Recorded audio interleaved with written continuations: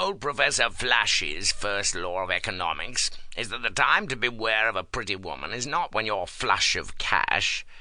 Well, you know what she's after and what's a bankroll, more or less. But when you're short of the scratch and she offers to set you right, because that ain't natural, and God knows what she's up to. I learned this when I was 14, and one Lady Geraldine, a high-spirited Hebe 10 years my senior, lured me out in a punt with the promise of a crown if I minded her clothes while she went bathing. In all innocence I accepted, and I haven't seen that 5 bob yet because the randy baggage had to shell out all her loose change to buy the silence of the grinning water bailiff who caught us unawares in the reeds, where she was teaching me natural history after her swim. I had the presence of mind even at that tender age to clap me breeches over my face and so avoid recognition as I fled. But you take the point. I had been misled, in my youthful simplicity, by a designing female who played on my natural cupidity.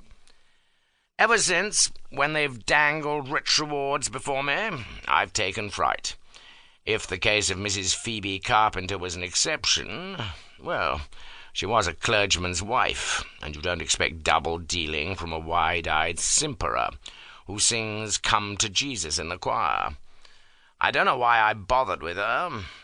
Yes, I do, though.